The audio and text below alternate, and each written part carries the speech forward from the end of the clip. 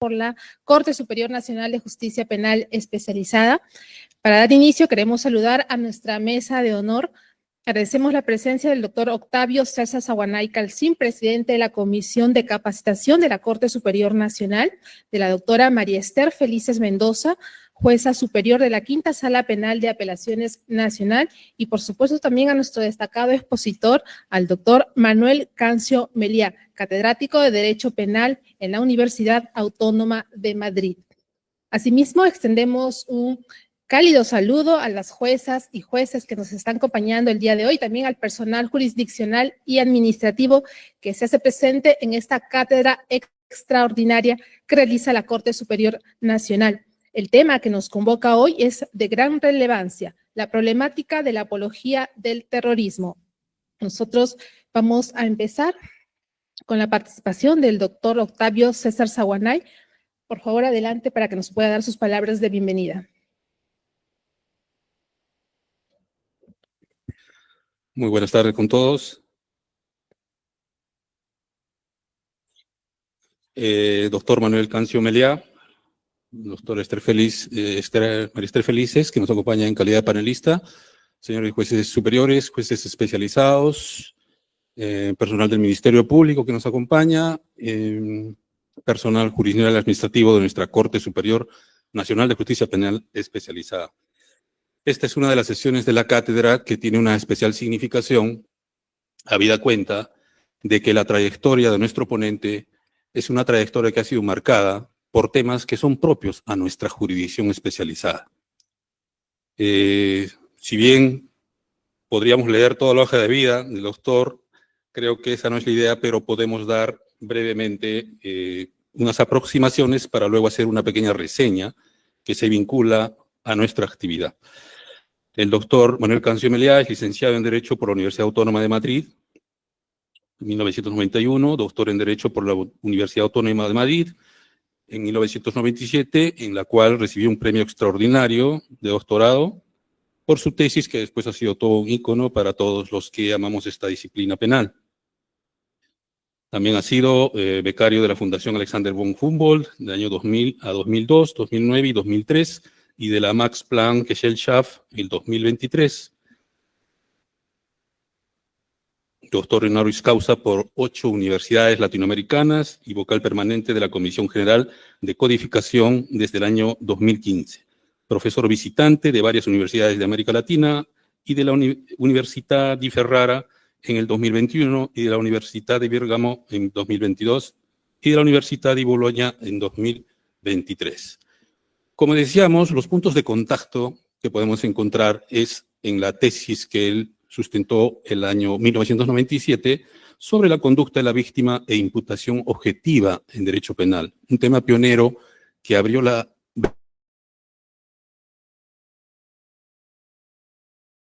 brecha en cuanto a la participación de la víctima. Otra de sus contribuciones que hace ver la conexión con los temas que a nosotros nos preocupan es su publicación sobre el derecho penal del enemigo, el año 2023, los delitos de organización, que son propiamente los que tienen que ver con la macrocriminalidad y los tipos asociativos, que fue publicada en colaboración con el profesor Silva Sánchez en el año 2008, los delitos de terrorismo, el año 2010, el discurso de odio o el discurso terrorista, año 2019, y finalmente los comentarios al Código Penal del año 2023. En esencia, si queremos resumir la trayectoria y el legado del doctor Cancio Meliá, él ayudó a poner orden en esas zonas crepusculares del derecho penal y temas difíciles, imputación con intervención de la víctima, delitos de organización y terrorismo, los límites del derecho penal del enemigo. En fin, para él, una democracia se defiende con reglas, no con atajos. Su obra ofrece al juez herramientas de ponderación y al ciudadano una promesa: que el poder punitivo, incluso ante la amenaza, puede hablar con un lenguaje de razones. El 1 de julio de este año publicó en El País un artículo en el que llegaba a sostener temas que vamos a ver que tienen mucha vinculación con lo que ocurre en nuestro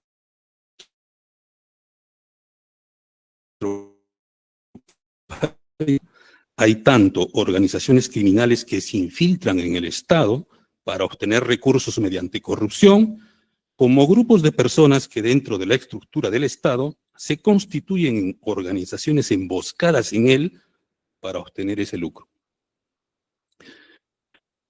Un epílogo a esta pequeña reseña sería que en tiempos de expansión y populismo punitivo, la lección de Cancio Meliá es sobria y valiente. Nombra al riesgo, mide el daño, preserva las garantías. Ni líricos del castigo, ni cínicos de la absolución, juristas del Estado de Derecho. Eso, para quien juzga y enseña, es más que una doctrina, es una ética profesional y también, por qué no decirlo, una estética del pensamiento. Bienvenido, doctor Manuel Cancio Meliá. Es un honor para la Cátedra de los Jueves y para la Corte Superior Nacional de Justicia Penal Especializada tenerlo en una sesión extraordinaria, que será de mucho beneplácito para nosotros. Muchas gracias.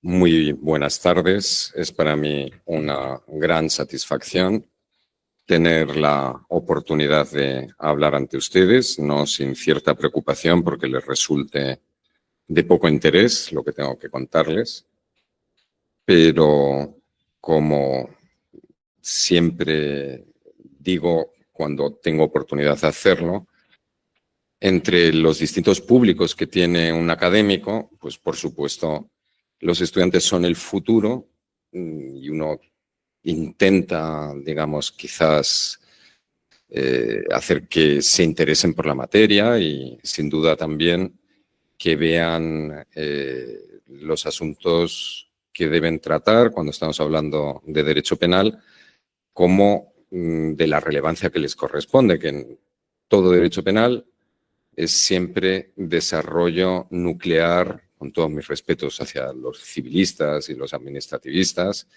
de nuestro sistema jurídico constitucional. Y el Estado de Derecho siempre está en peligro, como veremos, no solamente por sus enemigos, sea el crimen organizado político, lo que solemos llamar terrorismo, sino que hay otras, digamos, otras tensiones íncitas que hacen que nuestro sistema de libertades esté en cuestión. Y lo primero que cae cuando el sistema constitucional está en peligro son las garantías penales. En ese sentido, lo decía el doctor Saguanay, nos encontramos en una época de profundo populismo punitivo y como estamos conversando antes de llegar a la sala, nos encontramos también en un momento en donde la judicialización de la política y esa circunstancia, una cosa que repetiré en varias ocasiones, compartimos de una manera muy intensa, para mal, en el Perú y en España, la judicialización de la política puede llevar a una politización de la justicia. Hay presiones, no soy yo quien explicarles a ustedes, sobre todo en una corte de las características en las que estamos, donde la política ejerce presiones en muchos sentidos sobre los integrantes del Poder Judicial. Y desde mi modesto punto de vista, cuando esos integrantes del Poder Judicial, y eso en parte está sucediendo en España en este momento, en mi opinión, ceden a esas presiones, entonces se acabó todo. Cuando los jueces hacen política, en vez de afirmar su independencia y no dejarse llevar por esas presiones, nos encontramos en una situación de crisis muy grave. Es por ello que no solamente es una fórmula de cortesía, si digo que agradezco muy especialmente y me siento muy profundamente honrado completas, tan importantes, mucho más importantes que un profesor, por supuesto, en el mantenimiento del sistema constitucional, como son ustedes, me den la oportunidad de hablarles durante algunos minutos. Por ello, agradezco mucho al doctor Saguanay, a la magistrada Felices aquí presente, y también a un colaborador suyo que fue estudiante mío, nuestro, en la Universidad Autónoma, a Allen Martí Flores que haya hecho de puente que podamos estar hoy compartiendo. No les oculto que tengo obviamente también intereses egoístas en poder estar hablando con ustedes, por lo que voy a intentar restringir la extensión de mi intervención, porque, y esto no es un halago ni un agradecimiento, uno siempre aprende mucho de quienes tienen la responsabilidad, porque uno puede escribir y decir, al final no tiene que firmar ninguna sentencia. Mientras que estoy hablando a personas que tienen esa responsabilidad en esta república que les enseña. Bien, dicho esto, el tema que se me ha encargado por parte de esta organización de estudios, otra cuestión a ensalzar, que un tribunal que tiene tanto trabajo que hacer se tome el tiempo de decir vamos a organizar actividades académicas porque necesitamos estar en permanente formación. El derecho es como la medicina, no lo estudia uno una vez, sino que permanentemente tiene que estar intentando actualizar sus conocimientos. Y el tema que me ocupa es un tema que quizás fuera de esta sala, fuera de las aulas de la academia, pensaban es una cuestión menor. ¿Qué más nos da lo que suceda en relación con quienes ahora que la sangre ya la han limpiado, que parece ser que ha pasado mucho tiempo, que quienes ahora, a día de hoy, digamos, incurren en apología del terrorismo? De nuevo, como antes anunciaba, el caso del Perú y el de España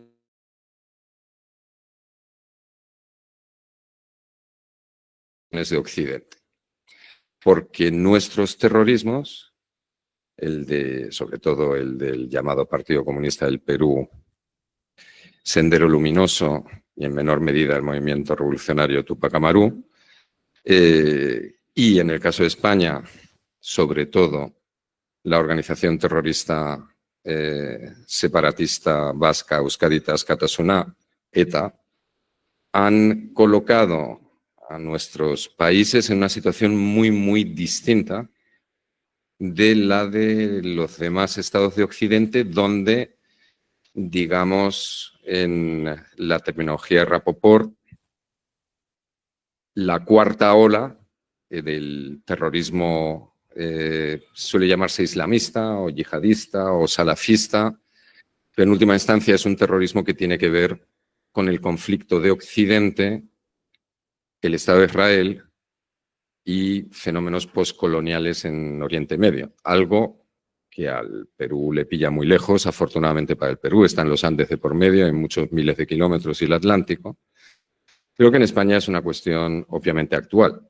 Decía, esta cuarta ola es la que preocupa a las naciones de Occidente en el norte global, sobre todo, y no tanto lo que es la raíz de nuestros problemas en relación con la comunicación sobre el terrorismo en el Perú y en España, que son organizaciones pseudomarxistas de la llamada tercera ola del terrorismo, siguiendo la terminología de este politólogo estadounidense Rapoport. Nosotros tuvimos un terrorismo incomparablemente más intenso, tanto en el Perú como en España, si lo vemos en relación con lo que sucedió en esa tercera ola que comienza en los años 70 y acaba de concluir a principios del siglo XXI con la disolución de la última organización que quedaba como tal, que era precisamente ETA. Nosotros, una comparación, en España hubo más de 800 muertos, si incluimos la fase de la dictadura militar, mientras que en Alemania, con todo el impacto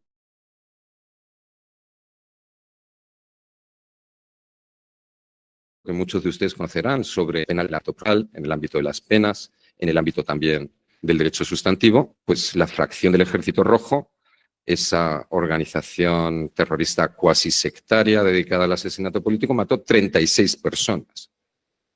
36 vidas muy importantes, pero claro, visto desde la perspectiva de Ayacucho o de Guipúzcoa, 36 muertos, pues no se puede comparar con el sufrimiento que hemos tenido en estas dos naciones hermanas.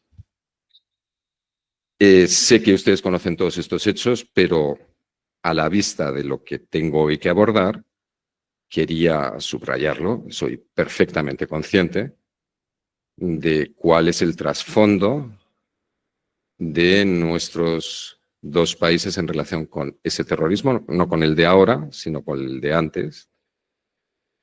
Y esto puede explicar causalmente, pero no justificar, que en ambos países tengamos regulaciones profundamente insatisfactorias, desde mi punto de vista, en esta materia, y profundamente peligrosas para el futuro. Esa es la tesis que les voy a presentar. Solamente voy a abordar 3 puntos. Un primer punto será una introducción en torno a las regulaciones española y peruana y española, el artículo 316A y el artículo 578, respectivamente. En segundo lugar, hablaré de cuáles son las dimensiones de injusto de estas infracciones, de qué estamos hablando en realidad. Llegaré a la conclusión de que no se trata de delitos de terrorismo, muy especialmente en el caso del artículo 316A, creo que es obvio que no es un delito de terrorismo. Es otra clase de infracción, está relacionado con el terrorismo, pero no es un delito de terrorismo, no puede serlo tal como está configurado. Ahí formularé la cuestión esencial que debería, a mi juicio, plantearse. Y en un tercer y último punto llegaré a alguna conclusión, tanto respecto de cuestiones de lege lata como de lege ferenda. Bien, como ustedes saben mucho mejor que yo, el artículo 316A se refiere a delitos ya cometidos, se refiere a la exaltación, a la justificación de infracciones de terrorismo condenados por sentencia firme. El artículo 578 del Código Penal español, que existe solamente desde el año 2000, es decir, en un momento en donde la fuerza operativa, la capacidad de asesinar de ETA declinaba, se introdujo a partir del año 2000. Antes no existía ninguna regulación. Yo recuerdo asistir a diversos actos académicos en la Universidad del País Vasco, en Donostia San Sebastián, y en general en andar por las calles del País Vasco y ver carteles exaltando a presos de ETA, muertos, vivos, condenados, procesados. Está todo lleno de carteles, incluso la Facultad de Derecho de San Sebastián. Están esos carteles, digamos, en donde aparecían más guapos y como luchadores del pueblo vasco. Y nadie, por supuesto, se atreviera a retirar esos carteles por lo que pudiera llegar a pasar. También en el aparcamiento había dibujadas las siluetas que normalmente la policía científica deja donde hay un cadáver con los nombres de determinados profesores. ¿Cómo era eso posible? Pues porque no estaba prohibido hasta el año 2000 exaltar, justificar, glorificar a los autores de delitos terroristas o delitos de terrorismo. Una diferencia notable que cabe establecer en este ámbito, dentro de todas las similitudes que señala, por cierto, en la revista de la Católica, una joven investigadora española, yo les recomiendo el artículo de Alejandra Pastrana, porque hace un análisis paralelo en Derecho y Sociedad de la evolución de los preceptos en cuestión en el Perú y en España. Una cuestión, la diferencia está en que el artículo 578 intenta de una manera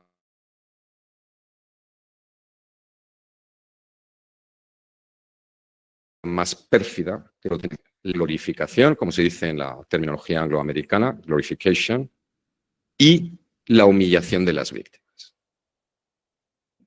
El artículo 578 del Código Penal español no solamente se refiere a la exaltación de los hechos terroristas, sino también a la humillación de las víctimas. Esto responde a una situación. ETA estaba intentando generar una situación tipo Irlanda, ¿no? Con dos campos diferenciados, ¿no? Como hay en Irlanda, católicos y protestantes, republicanos y unionistas.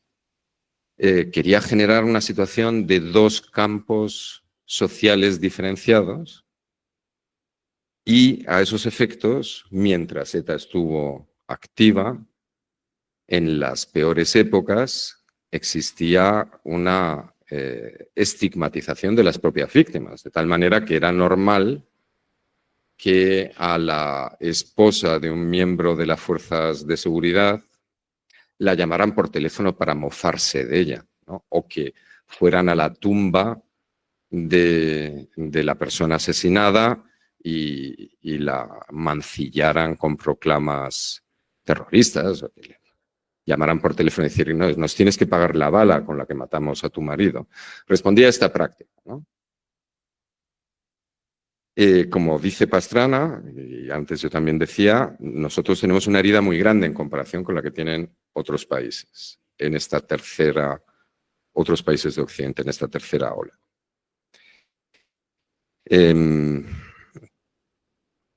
Otra diferencia muy notable es que dentro de toda esta proximidad entre ambas infracciones, las penas, en el caso del Perú, a mí me parecen muy, muy llamativas, ¿no? Decisión del legislador, pero 4 a 8 años en el tipo básico, 6 a 10, 8 a 15 cuando hay publicidad, cuando todos estos hechos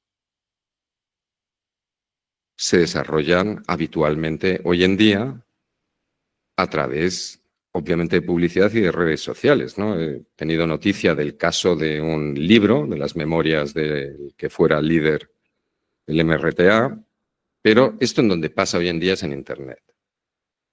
Y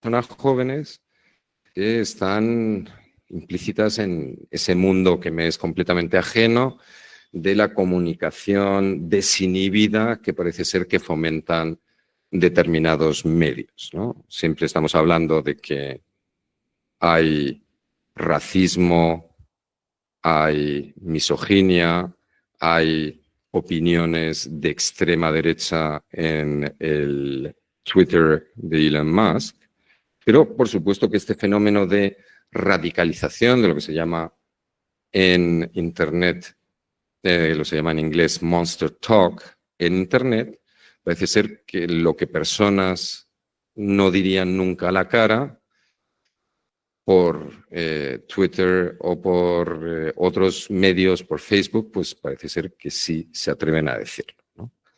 Entonces, en este contexto, la normalidad es que estos hechos se cometan a través de Internet. Exaltar un delito condenado por sentencia firme puede llevar a 15 años de pena de prisión en el Perú. Es una pena gravísima. La comparamos con delitos que no son de expresión. Bien, pensemos en dos casos, en uno real y en otro donde con todo respeto y sin querer, por supuesto, digamos, quitarle hierro a la relevancia que tiene nuestra experiencia histórica, pensemos en el caso del almirante Carrero Blanco. El almirante Carrero Blanco era el presidente del gobierno de la dictadura nacional católica. Franco se había retirado de la presidencia del gobierno cuando un comando de ETA lo mató en Madrid en 1973. Teniendo en cuenta que el artículo 578 En el caso de España no solamente se refiere a la exaltación de hechos o autores terroristas, sino también a la humillación de las víctimas. Una persona resultó condenada a este delito, a una pena que no implicaba su ingreso en prisión, por tuitear una docena de chistes que se hicieron de humor negro, ¿no?, en su momento, sobre el modo en el que ETA mató a este individuo, ¿no? Le puso una bomba debajo de la calle, entonces el coche voló por los aires. Entonces había diversos chistes que no tienen ninguna gracia, aunque se refieran al presidente del gobierno de una dictadura militar torturadora y asesina, como era el caso en 1973, pues que se había volado mucho. Un chiste que yo escuché siendo niño, donde va a confesarse la esposa de Carrero Blanco y le pregunta al cura y dice: padre, ¿usted cree que mi marido llegará al cielo? Y entonces el cura le dice: hombre, camino llevaba, hija, ¿no? Este tipo de chistes sobre un asesinato acontecido en 1973, hace 44 años. 44 años más tarde, el Tribunal Supremo Español condena a esta persona, a esta mujer que había difundido estos chistes sin ningún tipo de repercusión, porque eran más viejos que la tos, por un delito de enaltecimiento del terrorismo y humillación de las víctimas. Bueno, imaginemos otro caso. Hubo un tal José Gabriel Condorcanqui Nogales, que fue condenado por sentencia firme, creo que en 1780, y ajusticiado en la plaza pública, en la plaza de armas, ay qué amable, de la ciudad de Cusco. Si hoy en día alguien exaltara la figura del llamado Túpac Amaru II, esto sería un delito de exaltación de lo que la autoridad legítima en aquel momento proclamaba un antecesor del terrorismo, un separatista, un rebelde. Es obvio que esto no es un chiste, pero la cuestión es, tanto en el Perú como en España, estamos hablando de terrorismo que se acabó, que está muerto. Y la cuestión es cómo a día de hoy seguimos utilizando el derecho penal para estigmatizar, para prohibir determinadas manifestaciones. Porque como todos sabemos, y esto no va a ser la línea principal de mi razonamiento, la libertad de expresión precisamente consiste en que se puedan decir cosas desagradables, fuera de lugar, opiniones controvertidas. Y la cuestión es si nuestros ordenamientos hacen bien contando con este tipo de infracciones criminales. Bien, vayamos con el injusto. ¿Es el discurso que legitima al llamado camarada Gonzalo, al presidente Gonzalo le llamaban, a Abimael Guzmán, que legitima la actuación de ETA o de autores que cometieron delitos de ETA, es un discurso terrorista? Dejaré fuera de la discusión, porque esto nos llevaría demasiado lejos. Escribí una monografía al respecto que se publicó en el año 2019 con un compañero. Si esto es un discurso de odio, ¿no? El Tribunal Supremo Español, en su confrontación con el Tribunal Constitucional, intentó legitimar las condenas como la de los chistes de Carrero Blanco, diciendo que es que esto era un discurso de odio, ¿no? Y que el discurso de odio, de acuerdo con la jurisprudencia del Tribunal Europeo de Derechos Humanos, es precisamente algo que queda excluido del ámbito en la línea de prohibir, como se prohíbe en España, se prohíbe en la mayoría de los países de la Unión Europea la exaltación, la justificación del genocidio, pensando en el genocidio nazi, pero que se puede referir al genocidio, a cualquier genocidio, de acuerdo con el artículo 607.2. Es decir, tenemos esa limitación de la libertad de expresión a través de la limitación, de la supresión del ámbito público, del ámbito de la libertad de expresión, del discurso de odio, y lo que nos podríamos plantear ¿es esto discurso de odio? Yo les doy la respuesta. El discurso terrorista y el discurso de odio comparten algún segmento. Ambos, tanto los terroristas como el discurso de odio, tienen como elemento central la deshumanización de una determinada categoría de personas, ¿no? Los negros, los judíos, los palestinos, ¿no? Por ejemplo. Y los terroristas, lo mismo. Aquellas personas que sirven al Estado, necesariamente en el contexto de la actividad terrorista, deben ser deshumanizadas. No son un funcionario de la Policía Nacional del Perú, sino son un opresor del campesinado revolucionario peruano, etcétera, etcétera, etcétera. Pero aunque tengan este punto en común, esta estrategia de comunicación que implica neutralizar a una categoría de personas para justificar que se las pueda matar, no son lo mismo. Discurso terrorista y discurso de odio son dos cuestiones distintas. Y aquí lo que nos interesa, puesto que esto es calificado como un delito de terrorismo por parte del ordenamiento peruano y del ordenamiento español, es qué es lo que implica el discurso terrorista. El discurso terrorista son aquellas actividades de comunicación que van dirigidas a fortalecer el injusto de los delitos de terrorismo. Los delitos de terrorismo tienen como contenidos esenciales de su injusto, en primer lugar, la existencia de un colectivo. Eso no cambia con Daesh, es decir, es una violencia organizada.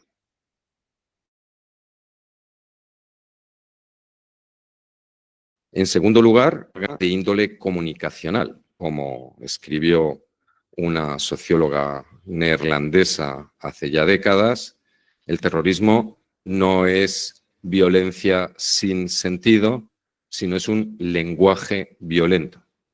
Y el lenguaje violento consiste en que los débiles, Sendero, ETA, los que en última instancia no pueden contraponerse al Estado, realicen una función teatral en donde, identificando como enemigos a una serie de personas, por ejemplo, los que sirven en la policía, los miembros del ejército, los representantes de la judicatura, los representantes de determinados países, partidos políticos, esos individuos son identificados como enemigos para este juego de estamos en la guerra. No podemos tomar Lima, no podemos ni siquiera tomar durante más de unos días una aldea en Ayacucho, no podemos desde luego sustraer al control de la policía española ni un solo pueblo del País Vasco, pero hacemos ver que sí somos capaces de hacerlo. ¿Y cómo lo hacemos? Matando a uno para intimidar a miles o millones. Ese es el negocio del terrorismo. Eso es lo que llamamos intimidación masiva. En el terrorismo de esta cuarta ola es lo mismo que en el terrorismo de la tercera y desde que existe desde finales del siglo XIX. Se trata de remedar una actividad militar de quienes no pueden realizar una actividad militar en sentido estricto, ni siquiera insurgente. En ese sentido es que se comprende a Bin Laden, lo recordarán ustedes, siempre con su Kalashnikov al lado y con una chaqueta de camuflaje, como si fuera un soldado y no una persona dedicada a organizar atentados con bombas, alevosos, como si fuera un soldado que se enfrenta a un ejército y no alguien que se dedica como sendero a matar monjitas que distribuyen ayuda alimentaria a los desfavorecidos sin su permisión. Y en tercer lugar, el terrorismo es una actividad que pretende subvertir el orden constitucional a través de este lenguaje violento, ¿no? Es una actividad colectiva, es una actividad que utiliza esta violencia simbólica para intimidar masivamente a la ciudadanía y es una actividad política que pretende la subversión del sistema constitucional. Todo esto lo hace porque el terrorismo tiene un público. El terrorismo siempre genera una relación de victimismo. Pretende no ganar la batalla al Estado, porque sabe que militarmente no es posible que lo haga. Lo que pretende es ganar la hegemonía política en el grupo que identifica como víctimas, que dice los campesinos de la sierra, los pueblos originarios son víctimas del Estado neocolonial peruano y nosotros somos quienes representamos sus intereses. Todos los demás callan y nosotros les defendemos. Al-Qaeda, Daesh, nosotros somos la voz de los palestinos oprimidos, de todos los musulmanes oprimidos en el mundo. ETA, nosotros somos la voz de los vascos amenazados en su identidad por el Estado español y por la dictadura franquista. Siempre se trata de tener un determinado público. Bien, ¿es entonces el delito del 316A o el delito del 578 del Código Penal español son delitos de terrorismo? Solo pueden serlo en la hipótesis en que de alguna manera favorezcan el discurso terrorista. La exaltación de autores o de delitos terroristas solo puede ser un delito de terrorismo, un delito de propaganda terrorista, si tiene un vínculo hacia el futuro. En España ha habido un enfrentamiento nada larvado entre el Tribunal Constitucional y el Tribunal Supremo, como lo hay en otras cosas. El Tribunal Supremo español, que viene de la dictadura, nunca ha habido que perdiera su condición de máximo tribunal en el ordenamiento jurídico una vez que llegó un régimen constitucional. Que el Tribunal Constitucional tenga la última palabra, al Tribunal Supremo español, hoy en día, décadas después, todavía le cuesta, ¿no?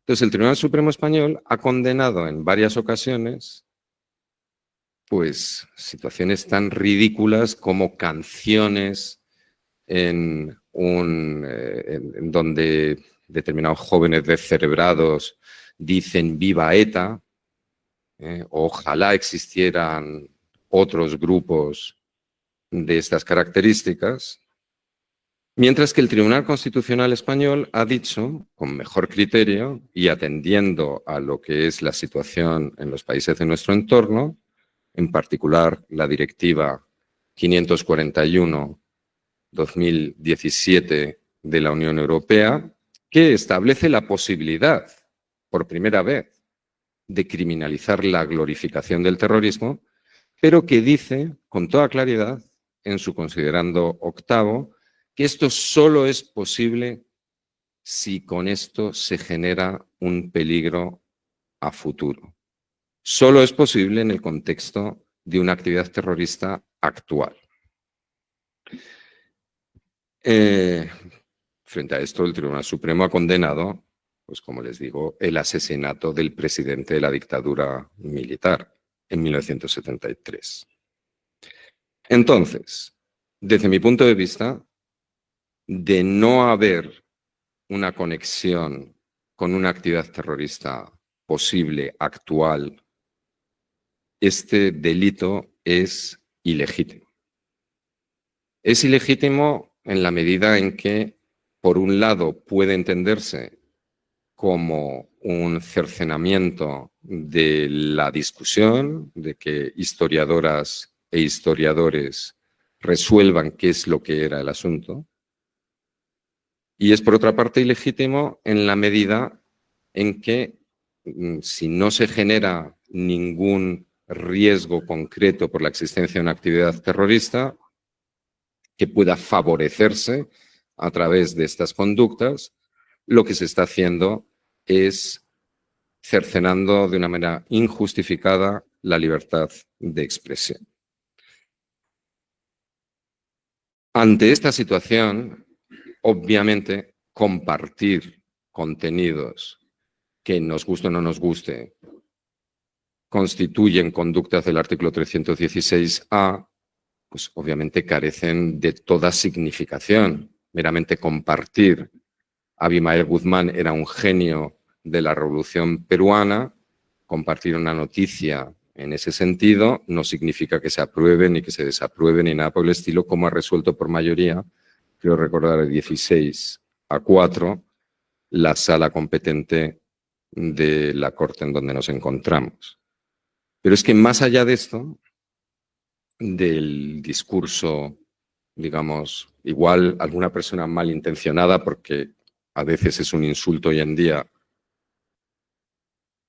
garantista, que he intentado llevar a cabo ahora, decir, la garantía de la libertad de expresión es esencial para nuestro sistema constitucional y solo puede justificarse que se restrinja porque exista una conexión con el futuro, porque emane de estas comunicaciones un peligro para el futuro.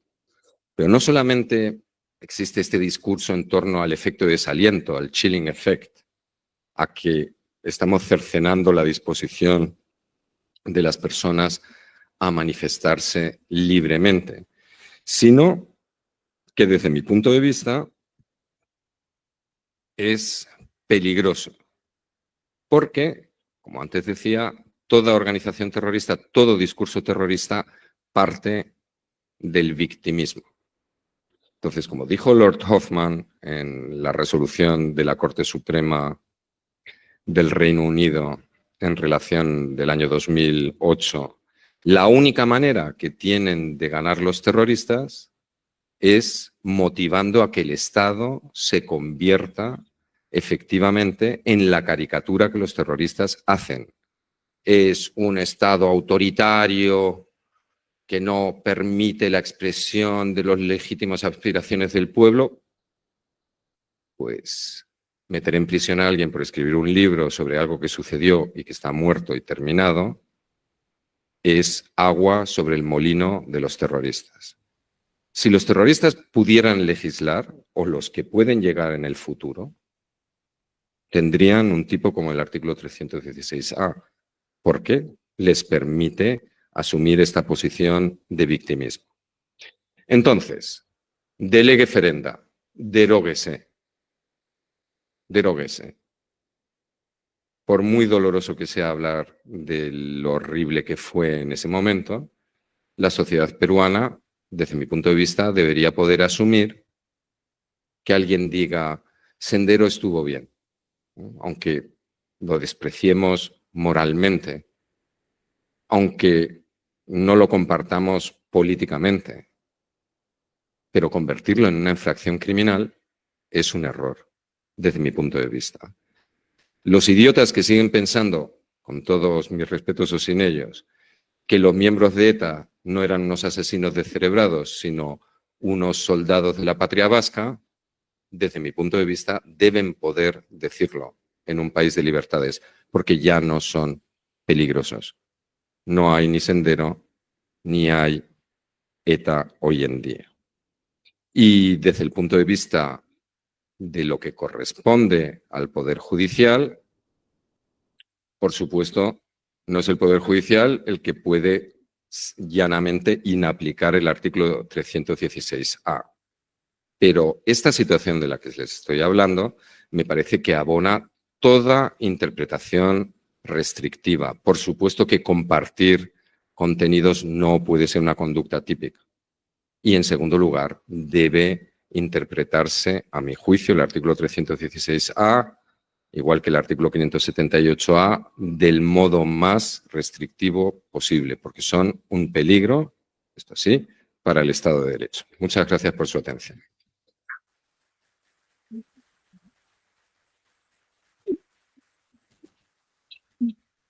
Muy bien, muchas gracias por su ponencia, doctor Manuel Cancio Meliá, quien ha abordado de manera profunda la problemática de la apología del terrorismo en esta cátedra extraordinaria.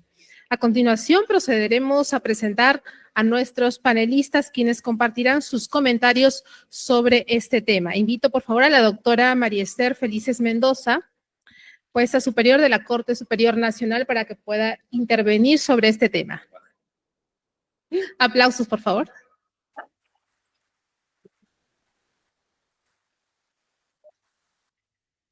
Bueno, ante todo, agradecer a la mesa de honor la presencia del doctor Cancio Meliá. Para nosotros es un honor tenerlo aquí en la Corte Nacional, y a todos los presentes y a los que están escuchando por Facebook o viendo por Facebook esta excelente cátedra excepcional de los jueves organizado por la Corte Superior Nacional. Bueno, la problemática sobre la apología al terrorismo, si bien es cierto, ha habido un pleno jurisdiccional donde muy bien desde la posición del doctor Cancio Meliá considera que es correcta la posición mayoritaria de los jueces. Sin embargo, debemos tomar en consideración que la Corte Nacional alberga aproximadamente cerca de 800 investigaciones que han sido formalizadas por la Fiscalía, ¿no? La Fiscalía, y denunciadas por el Procurador Público, donde se han recibido y se han actuado medios probatorios en relación a la tipificación del artículo 316A, en relación a lo que el Tribunal Constitucional en la sentencia 5/2020 ha declarado que no es inconstitucional el artículo 316A. Es una interpretación que obviamente se contrapone a la sentencia del Tribunal Constitucional 10 del 2002, ¿no? Donde señala pautas obviamente restrictivas, tal como señala el doctor Manuel Cancio Meliá, que se debe aplicar esta norma haciendo una ponderación, un test de ponderación con la libertad de expresión. Sin embargo, si escuchamos la forma como sustenta el representante del Ministerio Público y la Procuraduría Pública, los casos, al menos que recibimos en apelación, no son tan fáciles de razonar de que podría haber una tipicidad. Porque de ser así, entonces ya deberían llevarse todos sus casos, ¿no? Bajo esa interpretación restrictiva, no deberían ya formular denuncias penales y pues unánimemente archivar esos casos, ¿no? Pero lo cierto es que si usted escuchara la posición de los fiscales y de los procuradores públicos, pues tienen otra posición, atendiendo que el delito de apología al terrorismo es de peligro abstracto, tal como señala el Tribunal Constitucional en la sentencia 5/2020, y más aún que la Corte Suprema, en 5 o 6 recursos de nulidad, tampoco ha cuestionado la tipicidad, no lo cuestiona. Ahora, hay un problema que quisiera también escuchar su opinión, porque es verdad que en España hay dos conductas subsumidas en uno, ¿no? La humillación a las víctimas, que no sé si es lo mismo al discurso de odio, ¿no? Es la humillación a las víctimas, y el otro es la glorificación a un acto terrorista. Pero son dos conductas. Acá es una conducta que el Tribunal Constitucional, en la sentencia 5/2020, para justificar la constitucionalidad del artículo 316A, le agrega los verbos exaltar, justificar y enaltecer, lo cual no ocurría en la anterior tipificación, y decía que era muy vago, muy impreciso, y precisamente se declaró inconstitucional a través de la sentencia 10 del 2002. Pero sin embargo, el Tribunal Constitucional, en la sentencia 2020, señala que este acto de enaltecer, justificar, a quienes, ¿no? Al acto terrorista, la persona sentenciada, dice incluso, la persona sentenciada por el delito de terrorismo, a la persona. Entonces, si en el tipo penal tenemos que la exaltación, la justificación se hace a la persona que comete un acto de terrorismo, entonces tenemos que vincularlo a los actos de violencia. Entonces me gustaría saber cómo así y qué conductas estarían fuera de este análisis dogmático del tipo penal del artículo 316A. Y el otro es, pues, exaltar, enaltecer actos propios del delito de terrorismo, ¿no? Entonces aquí vemos que al justificarla, que es un delito de peligro abstracto, además hay elementos de prueba o elementos de convicción que durante la investigación se recibe, como son las actas de visualización, perennización de las páginas de Facebook, donde contiene el contenido apologético, ¿no? Porque muchas veces no está en discusión que la publicación tenga un contenido apologético, no está en discusión. Lo que está en discusión es que esta persona que no ha publicado lo ha compartido. ¿Y por qué? Porque el tipo penal señala que el verbo rector es propagar, el que propaga.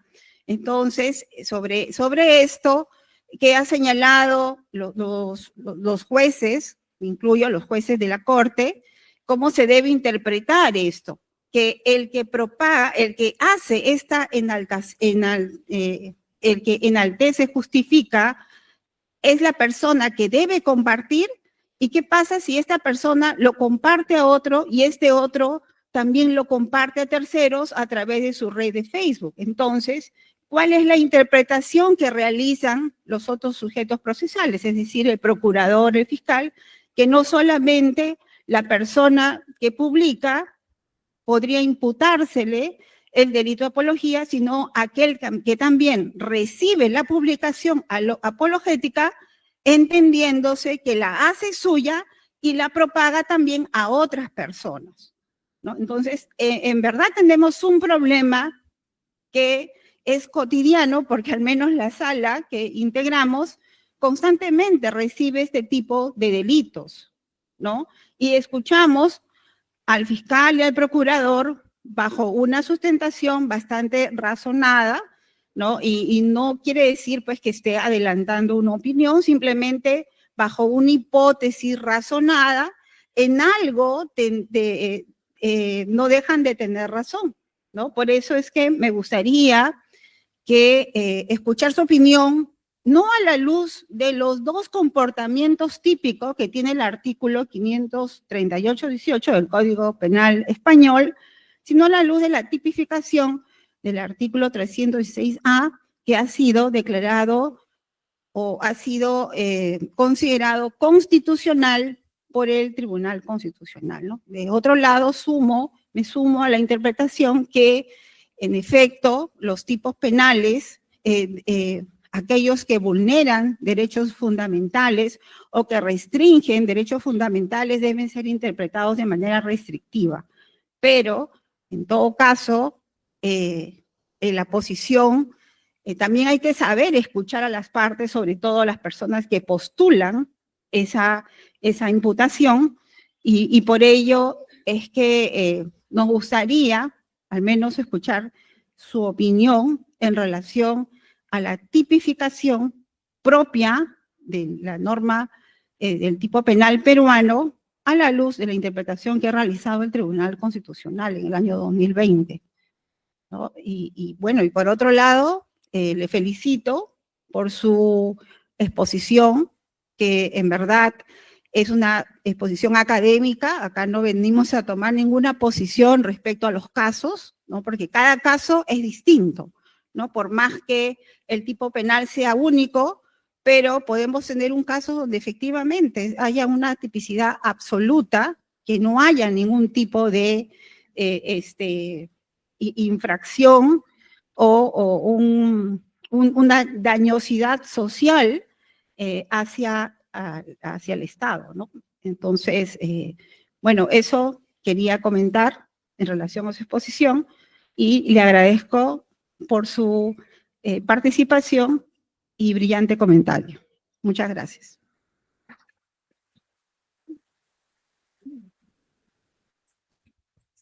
Muchas gracias, doctora Felices Mendoza, por sus comentarios. Ahora invito al doctor Manuel Cancio para que pueda responder la intervención de nuestra panelista, por favor. Muchas gracias por su amable atención, señora Felices Mendoza. Si no hubiera dejado claro, que seguramente es el caso, hay que separar las cuestiones de lege ferenda de aquellas de lege lata. Eso lo saben ustedes mucho mejor que uno, ¿no? Entonces, por supuesto que se piense lo que se piense, siendo miembro del Poder Judicial, sobre si debiera existir el artículo 316A o si las penas están bien dimensionadas o no, el imperio de la ley, la separación de poderes, pues obligan a aplicarlo, por supuesto. Entonces, por un lado, mi idea que ambos delitos deberían desaparecer y ser sustituidos por delitos de fomento del terrorismo a través de actos de comunicación, es una opinión de lege ferenda, porque el legislador peruano ha decidido y el Tribunal Constitucional, como recordaba la señora Felices Mendoza, pues ha establecido que esto es conforme a la Constitución. Entonces, por un lado, mi opinión, esto habría que derogarlo, sustituirlo por un delito que no esté hablando de peligro abstracto, que además en este caso me parece discutible, porque no hay organizaciones terroristas de este sentido, sino por uno de peligro concreto, el que llama, habiendo una organización terrorista, a cometer delitos indirectamente, ¿no? A través de la exaltación. ¿Qué es lo que se puede hacer de lege lata? Pues no soy yo quien para, digamos, imaginar ideas, pero lo que yo diría es que la posición del Ministerio Público, de la Procuraduría, pues que está siempre sesgada hacia la acusación, digamos, corregirla en el sentido de decir, vamos a ver, lo que dice el artículo 316A es justificar, exaltar el terrorismo, hechos terroristas. Entonces, quien diga que Abimael Guzmán tenía una barba preciosa y que era un señor de una bondad de corazón horrible, pues no está propiamente dicho. Quien haga por mucho asco intelectual, ideológico que nos produzca, una mera apología, no de los delitos terroristas, que eso es lo que el legislador peruano ha prohibido, sino de la ideología detrás, pues yo creo que puede excluirse del ámbito de actuación. Y desde mi punto de vista, quien comparte no ha realizado un acto personal de sumarse a la exaltación, justificación, enaltecimiento. Si yo comparto un determinado contenido, no significa que yo personalmente esté llevando a cabo la conducta de enaltecer, justificar. Y poco más se puede hacer, porque el imperio de la ley es el imperio de la ley. Entonces, por si no me hubiera expresado con claridad, una cosa es lo que uno piensa en cuanto a cómo debería ser la legislación y otra cosa muy distinta es, en un sistema como el nuestro, qué es lo que te obliga la ley.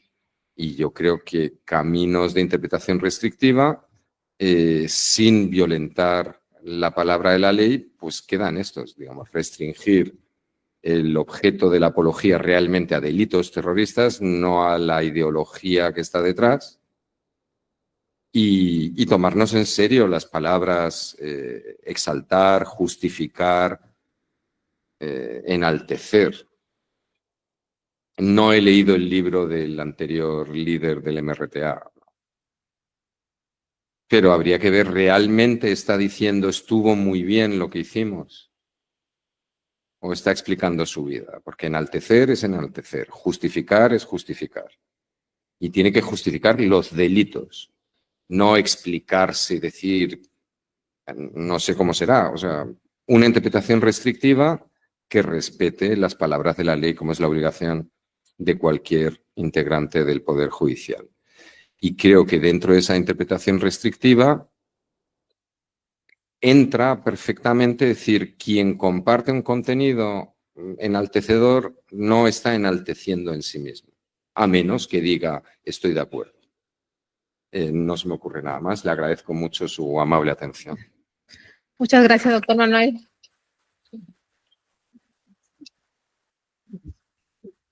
Muy bien, seguidamente invitamos al doctor Octavio César Saguanay, presidente de la Comisión de Capacitación de la Corte Superior Nacional, para que intervenga sobre este tema como panelista. Adelante, por favor. Aplausos. Muchas gracias.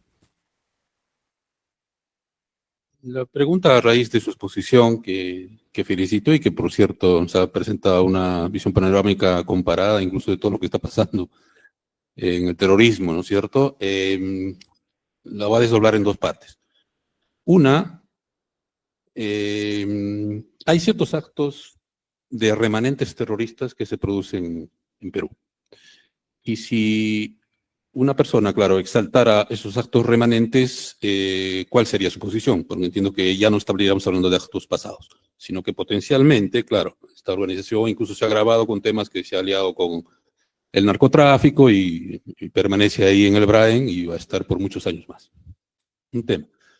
El otro es el hecho de que la interpretación que usted señala en el sentido de que todo delito, en este caso de contenido apologético, tendría que ser de cara al futuro, que es, entiendo, una posición del Tribunal Constitucional Español, ¿no? O sea, es generar un riesgo concreto a raíz de las tipificaciones comparadas tanto del Código Penal Español como del Código Peruano, serían trasladables vía una interpretación, vía una ósmosis respectiva a lo que prevé la legislación peruana.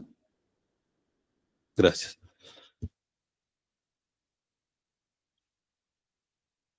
Muchas gracias.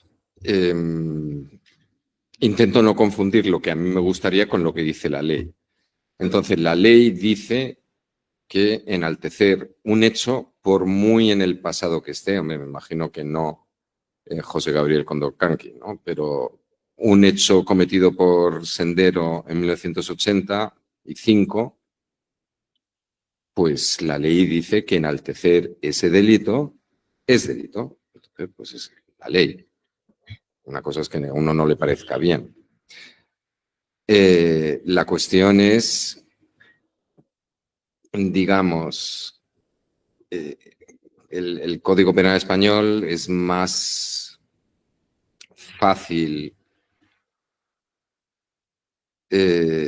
por el entorno europeo llegar a la conclusión de que debe interpretarse un texto no escrito siempre que se genere un riesgo para el futuro.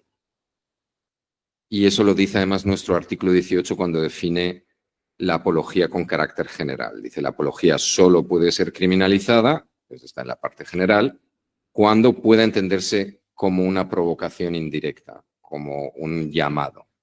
Entonces, respecto a los hechos en el Braem y de los remanentes que se siguen llamando Sendero, pues no hay ningún problema. Si lo que tenemos es una exaltación de esos hechos concretos cometidos por estos sujetos que todavía están allí y que siguen organizados y armados, pues yo no veo ninguna dificultad. No hay que darle pábulo a los terroristas para que sigan fortaleciendo su mensaje. Lo que ocurre es que debe haber terroristas. Entonces, si estamos hablando de lo que se refiere al pasado, pues la ley obliga a condenar. E inventarse aquí un referente de futuro, eso solo lo podría hacer el Tribunal Constitucional. Y el Tribunal Constitucional en España lo ha hecho, ha dicho, nosotros decimos que hay que interpretar esto de acuerdo con la directiva europea como convocación de futuro, como referido a algo que estamos llamando a alguien a considerar esto en el futuro algo positivo. Y luego está otra cuestión que quizás sea más importante, con todo respeto hacia todos nosotros, que son las prácticas policiales que están detrás de las actividades del Ministerio Público. En España hemos asistido a una manipulación hace 5, 6, 7, 8 años, una manipulación por parte del gobierno y de las fuerzas de policía siguiendo directrices del gobierno, no del actual, sino del anterior, que en Internet, pues uno, si busca, encuentra. Entonces existía una directiva de buscar este tipo de manifestaciones expresamente por parte de los cuerpos y de las fuerzas de seguridad del Estado. Y eso en muchas ocasiones lleva a excesos, incluso en una situación en donde yo digo es perfectamente legítimo intervenir. No hay que darle espacio ni en Facebook ni en ningún otro sitio a quienes justifican el terrorismo en el momento actual. Pero les cuento un caso que saltó a la prensa hace una semana. Un individuo que es una especie de influencer, discúlpenme si lo cuento mal todo esto, porque yo carezco de redes sociales y no las tendré, un influencer en temas de entrenamiento personal, que resulta que es un hispano-marroquí. O sea, es un sujeto de origen marroquí, pero que lleva viviendo toda la vida en España. Entonces, este sujeto, los vídeos estos donde está haciendo no sé qué, con unas pesas, estas cosas de jóvenes, resulta que los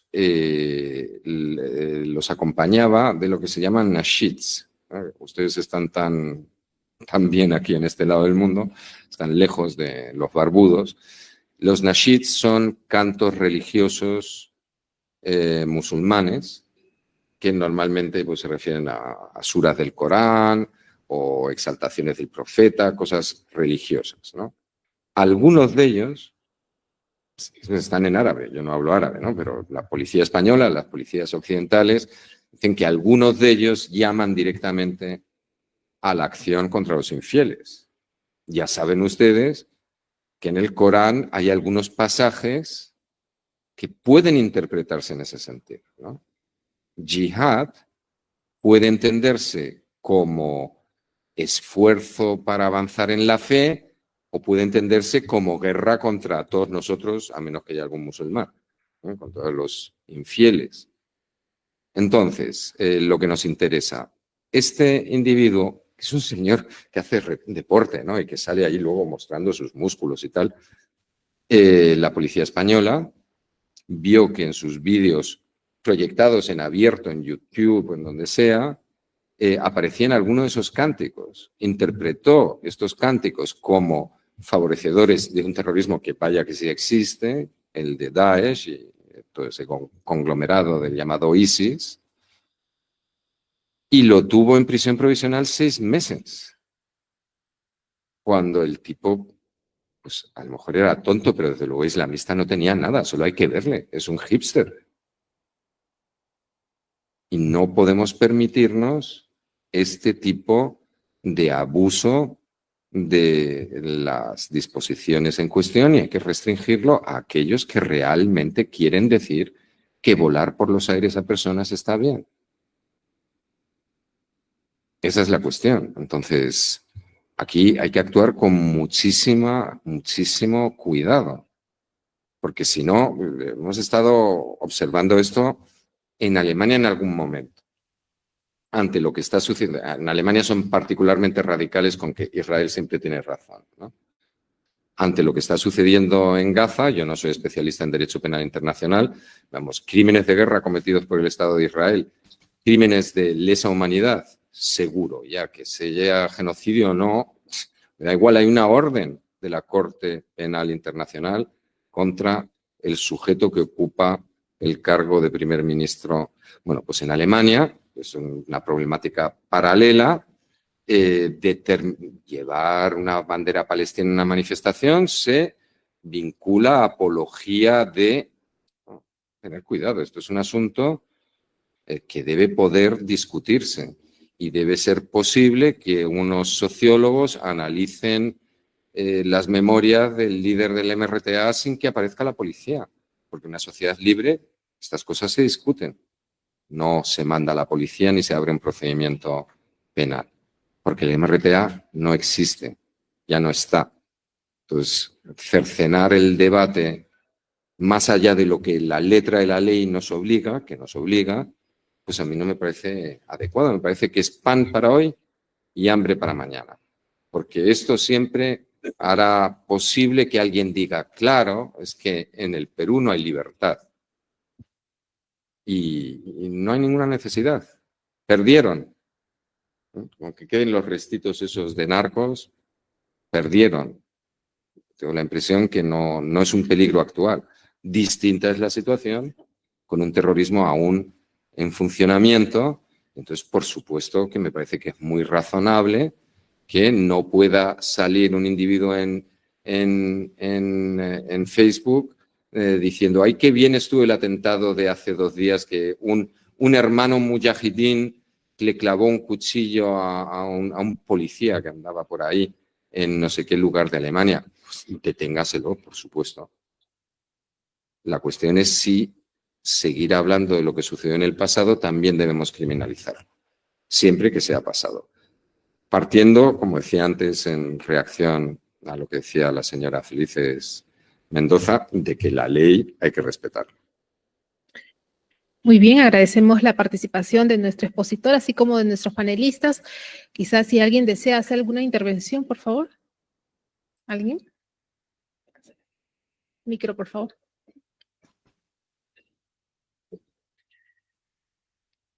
Buenas noches. Concreto, quiero ir al punto porque los asistentes casi todos conocemos la realidad peruana, donde no solamente existe posible politización judicial y activismo judicial. Usted ha postulado muy bien el problema del peligro a futuro, que es conocido también como riesgo progresivo, ¿no? Una incitación funcional, lo dice en uno de sus artículos usted.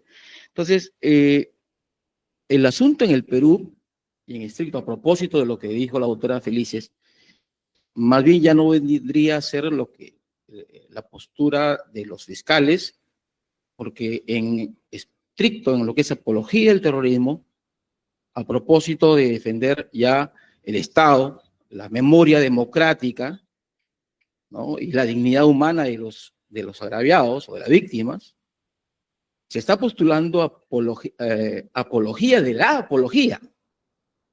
Le comento en corto. Actualmente en el Perú hay un movimiento llamado Movadef. Muchos procesos judiciales en esta corte existen con ese asunto, donde muchos jóvenes defendiendo posturas de los defensores o de los apologetas de los terroristas vienen siendo procesados por largos años, 15 años, 20 años, jóvenes que han puesto propaganda en San Marcos del año 90 y tanto, ¿no? A la margen del plazo razonable. Entonces, bajo esa visión, porque bajo la postura de usted está reforzando dogmáticamente la libertad de expresión frente a este bien jurídico de la dignidad humana y de la memoria democrática, ¿qué tendría que decir frente a estos jóvenes procesados? ¿Cuál es la postura suya, dogmática, doctrinalmente, respecto a estos apologetas de los apologetas? Bueno, tenemos que conocer, know your enemy, hay que conocer al enemigo, ¿no? Entonces, ¿el terrorismo cómo funciona? Acción, reacción. como el grupo terrorista es débil, lo que pretende es provocar la reacción del Estado, servirse de la fuerza del Estado, esto es lo que decía Lord Hoffman, para conseguir una especie de profecía autocumplida. El Estado peruano es represivo, tal, no sé qué, y entonces yo qué sé, pongo bombas para que después haya un Montesinos, ¿no? Y realmente haya una represión. La provoco yo la represión. Entonces, mutatis mutandis, yo creo que las penas son muy desproporcionadas. Entonces, es tener a gente en prisión por este tipo de comportamientos, lo que hace es, ante la evidente injusticia, la ausencia de riesgo de estas personas, que ni siquiera han estado cerca de las armas, es movilizar. O sea, hemos observado en Alemania, en la fracción del Ejército Rojo, estos eran 3 idiotas, pero que acabaron suicidados en prisión. Todavía a día de hoy en Alemania esto complicado decirlo, ¿no? Pero no sé si recuerdan ustedes, hubo los líderes de la primera generación de la fracción del Ejército Rojo, estaban en una prisión de altísima seguridad y resulta que se suicidaron con armas de fuego. Entonces, el sentido común cuando uno no es alemán, es decir, o los mató el Estado, o permitió por lo menos que estas armas de fuego ingresaran. Porque no es creíble que en una prisión de altísima seguridad, a través de los abogados, entraran las armas de fuego sin que lo supiera el Estado. ¿Qué es lo que pasó?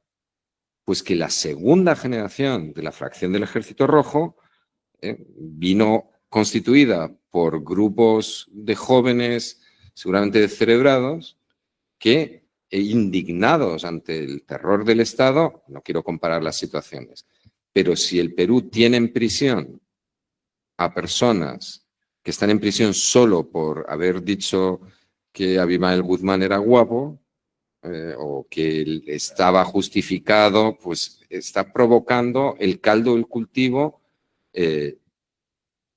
no con Wood, esperemos que me equivoque, pero están provocando la posibilidad de que surja un caldo de cultivo en grupos sectarios, ¿no? Estos son como subculturas, ¿no? El terrorismo surge de...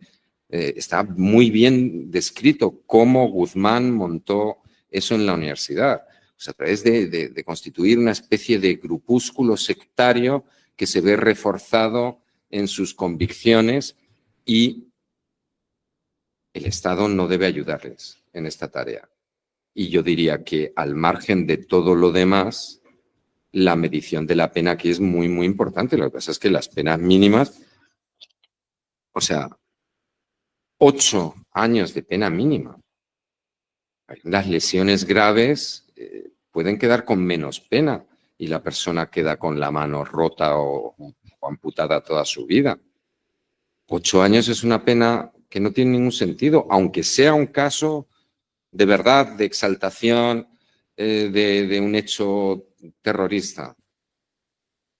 Eso es agua sobre el molino de los terroristas. Entonces yo diría que es muy importante lo que usted menciona, porque refleja la mecánica de la lógica terrorista de tomar un agravio por parte del Estado para constituir nuevas generaciones de personas que piensan de ese modo.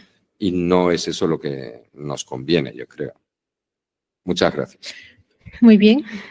Por favor, invito al doctor Saguanay y a nuestro invitado, por favor, a ponerse adelante para hacerle entrega de su presente. Gracias.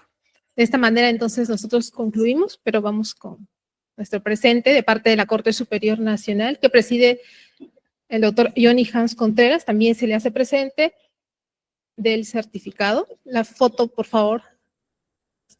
¿Dónde está? Un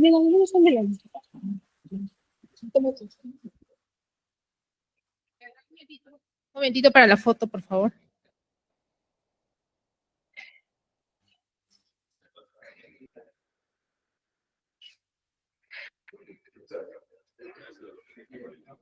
También le hacemos entrega del certificado. Presidente de la Corte Superior de Justicia de Lima Norte, por favor, nos acompaña para hacer la entrega del certificado a nuestro ponente, Manuel Cancio Meliá, quien ha abordado la problemática de la apología del terrorismo en esta cátedra extraordinaria.